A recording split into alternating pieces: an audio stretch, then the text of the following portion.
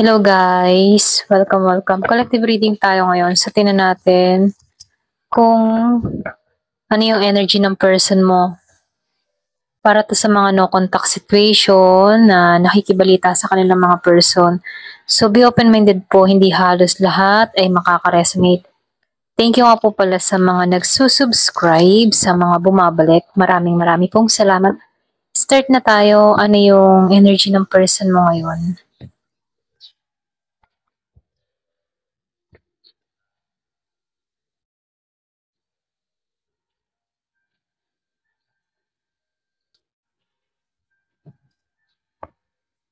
Meron nung nakikitang Taurus, Leo, Aries, Sagittarius, Cancer, Pisces, Scorpio, merong Gemini, Libra, and Aquarius.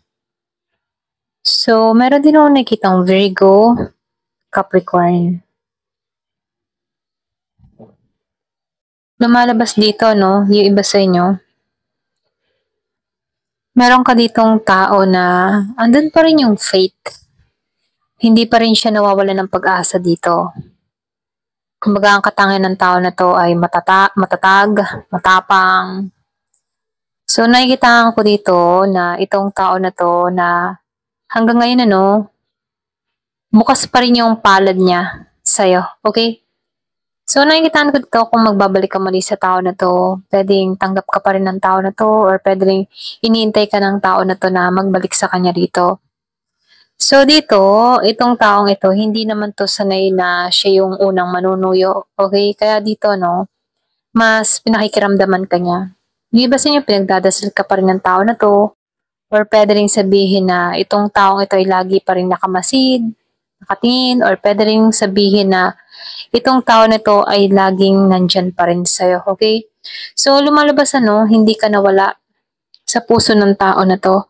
Ito lang nakikita ko, kung ano man yung dahilan, ano man yung mga nangyari sa inyo, meron ako nakikita ditong tao na nagdadasal, nananalangin. Meron akong nakikitang Taurus, okay? So, dito, lumalabas din dito na open tong makipagkasundo, open siyang makipag-compromise sa'yo. Handa pa rin siya dito, So, dito, lumalabas din dito na itong tao na to, meron tong gustong ipagkaloob, meron siyang gustong i-offer sa'yo.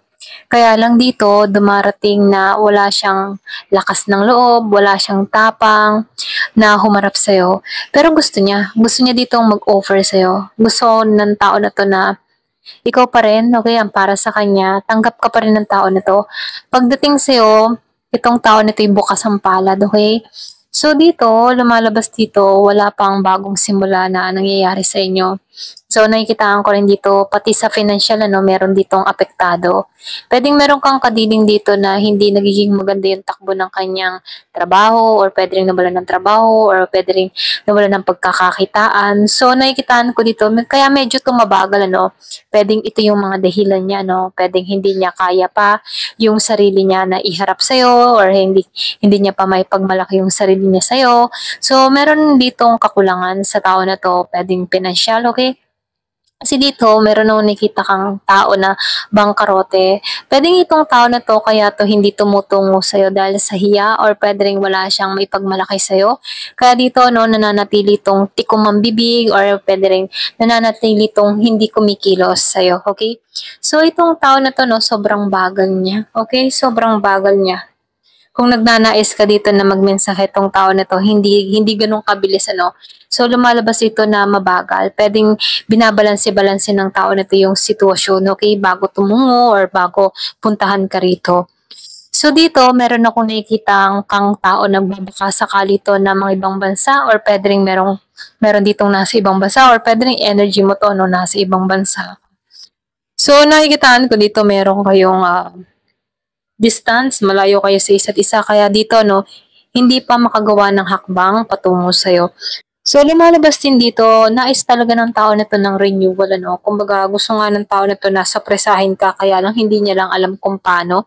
Kasi pagdating dito, kulang at kulang pa rin siya dito. So, dito, nakikitaan ko dito na madalas tong nahihirapan sa kanyang kinakaharap na pagsubok.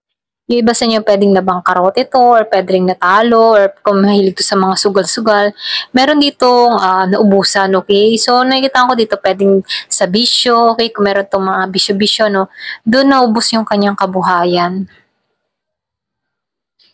So dito 'no, lumalabas ngayon niya napagtatanto-tanto, okey, na ngayon niya nagkakaroon 'to ng realization na kailangan niya ng itama lahat ng mga pagkakamali niya rito. So nakikita ko dito unti-unti nalalaman ng tao na 'to na ang dami niya palang nasayang na panahon, ang dami niyang nasayang na oras, at ang dami niyang pagkakamaling nagawa sa'yo, okey? Dun niya napagtanto-tanto dito 'no, kaya dito wala 'tong lakas na tumungo sa'yo dahil alam niya na marami siyang mga kakulangan, marami siyang mga, um, yung ba tipo na marami siyang atraso sa'yo, okey? So, lumalabas din dito na itong tao na 'to 'no, handa pa rin naman siyang ipaglaban ka dito kaya lang may time na nababahag ang buntot ng tao na 'to 'no, dahil dito sa financial, meron kang tao na hindi talaga nagiging mapalad sa kaniyang kaperahan dito.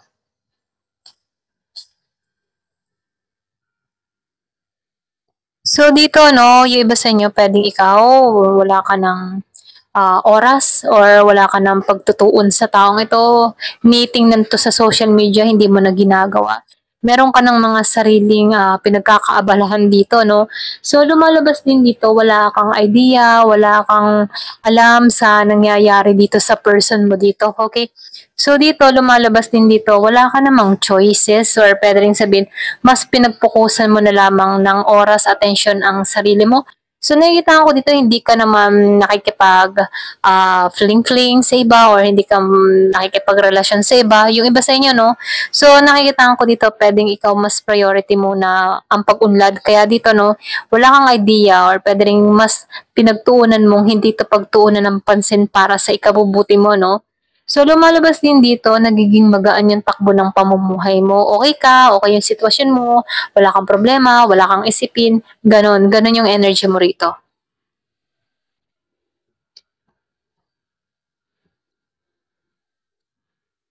So dito 'no, lumalabas dito kung meron kang kadiling na Gemini, Aquarius, and Libra. Hindi siya balance dito, alam niya yung mga naiwan niyang pagkakamali sa'yo, okey? Puwedeng binitray ka ng tao na 'to kaya sobrang disappointed ka.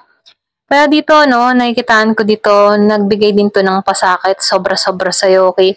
Kaya dito itong tao na 'to puwedeng ngayon siya nakakaranas ng pasakit, ngayon siya nakakaranas ng, ah pain or broken hearted, mga gano'n 'no. So, meron akong nakikitang tao kang nasasaktan sa panahon ngayon. Hindi siya balanse, hindi niya matagpuan yung tagumpay sa panahon ngayon ano. Maraming kakulangan or meron 'tong mga hinahanap na hindi magkukumpleto sa kanya rito 'no. So, dito lumalabas dito na nahihirapan 'tong person mo dito sa sitwasyon na kinakaharap niya. So dito 'no, meron kang person dito na gusto ng balanse sa'yo, kaya lang hindi niya magawa yun, okey? Gustong makipag-ayos, gustong makipagbati sa'yo. Kumbaga itong tao na 'to ayaw na ng hidwaan sa'yo, ayaw niya na ng gulo, ayaw niya ng conflict. Gusto niya ng kapayapaan ano. Alam ng tao na 'to na marami siyang mga nasayang na oras at panahon sa'yo. Dito gusto ng tao na 'to na bumawi, kaya lang pagdating sa financial hindi siya talaga makabawi sa'yo, okey? So dito 'no, may time na may tukso pa rin sa tao na 'to, okey? Kumbaga may lapitin sa tukso or puwede ring sabihin na meron 'tong mga naiisip na kalokohan dito, okey?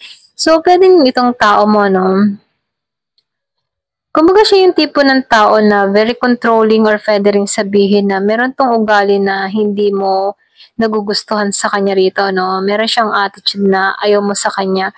So meron akong nakikitang travel, eh. Puwedeng yung iba sa inyo puwede mag-travel 'tong tao na 'to sa'yo.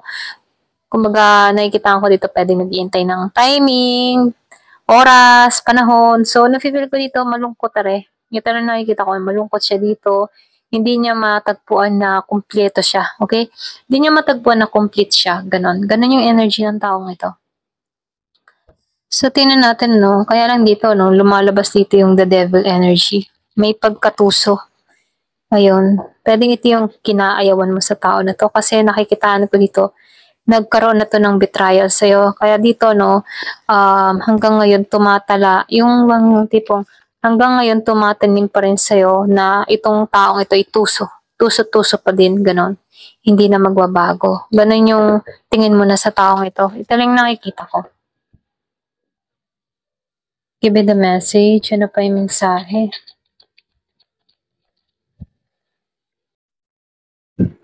So, meron ditong engagement ring, ano? So, nakikita ko dito, meron ditong pagkikita dun sa iba. Biglaan pagbabago mangyayari. Meron kang mababalitaan.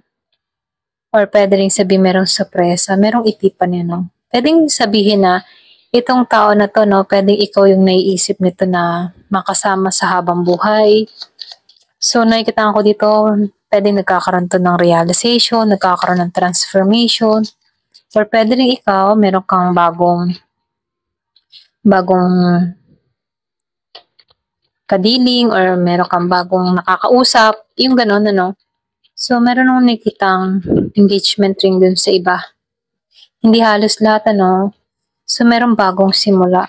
Nakikita ko dito, yung iba sa inyo, gusto nitong tumungo sa'yo, gusto ng bagong simula sa'yo.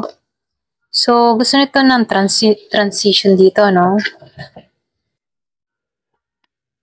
So, ang kausapin nito, ito lang nakikita ko dun sa iba. Ito yung ninanais niya.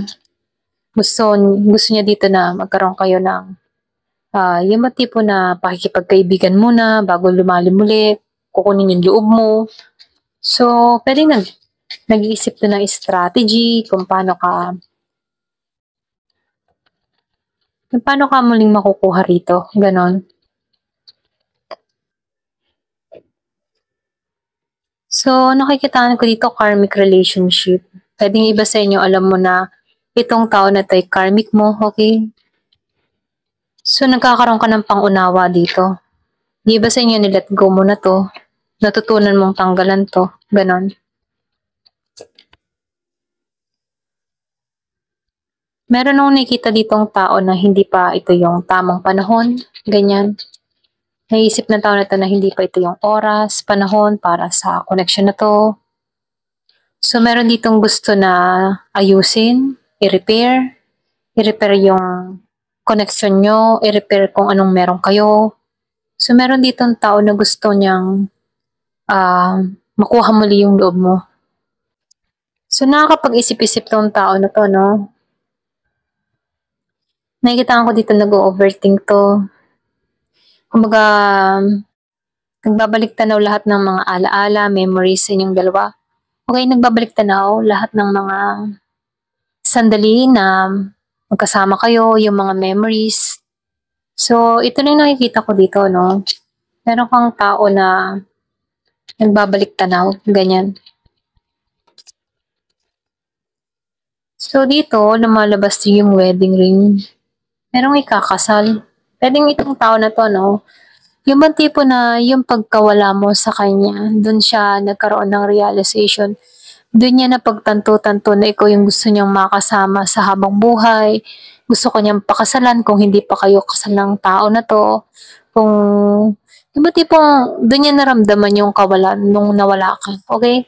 So, dito, no, dito niya naiisip na bagong simula, ayusin yung connection, nagbabalik tanaw lahat yung magaganda at magaganda yung memories dito. Ayan, ito lang nakikita ko dito. Ayan, hanggang dito na lamang po. Thank you for watching. Love and peace.